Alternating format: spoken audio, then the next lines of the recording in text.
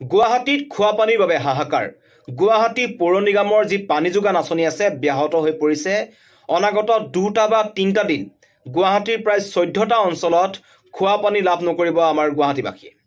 আমি কালি দিনটোত দেখিছিলোঁ গুৱাহাটীত পানীৰ পাইপ ফুটিছিল হাতীগড়ৰ ওচৰত। তাৰপিছত এক হাহাকাৰ পৰিস্থিতিৰ সৃষ্টি হ'ল। পানীৰ পাইপ ফুটিলে বহু সময়লৈকে তাত বিভাগীয় কৰ্তৃপক্ষৰ লোক ওলাই নাহিল। এতিয়া সেইবোৰ মেৰামতি কৰিব লাগিব বুলি কৈছে, যাৰ ফলত গুৱাহাটীৰ প্ৰায় 14টা অঞ্চলত যি GMCৰ পানী যোগান আছিল সেই পানী যোগান বন্ধ হৈ পৰিছে। 2 দিন বুলি কৈছে, 2 দিনৰ ঠাইত হয়তো তাতকৈ বেছি দিন লাগিব পাৰে, কাৰণ GMC ফালৰ পৰা জনোৱা হৈছে যে 48 ঘণ্টা সময় লাগিব।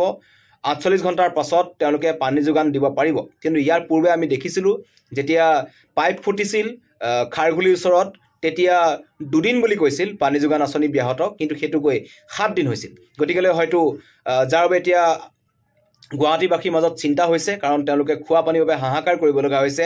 আৰু যথেষ্ট সংখ্যক লোক, যিহেতু এতিয়া শুকাই গৈছে, বতৰ শুকান, এতিয়া মহানগৰীৰ বিভিন্ন পাহাৰ অঞ্চলসমূহৰ লগতে যিবোৰ সমতল অঞ্চল আছে সেই অঞ্চলসমূহতো পানীৰ ব্যাপক নাটনিৰ সৃষ্টি হৈছে। তেনে সময়ত যদি GMCৰ পানী যোগান ব্যাহত হৈ পৰে, তেন্তে মহানগৰবাসী এতিয়া এক নৰক যন্ত্ৰণা হ'ব। আৰু ইতিমধ্যেই হাহাকাৰ কৰিবলগীয়া হৈছেই, কিন্তু বাৰম্বাৰ পানী যোগান ব্যাহত হোৱাক লৈ পেলাই তেওঁলোক কিন্তু ক্ষোভিত হৈ পৰিছে এতিয়া গুৱাহাটী মহানগৰবাসী।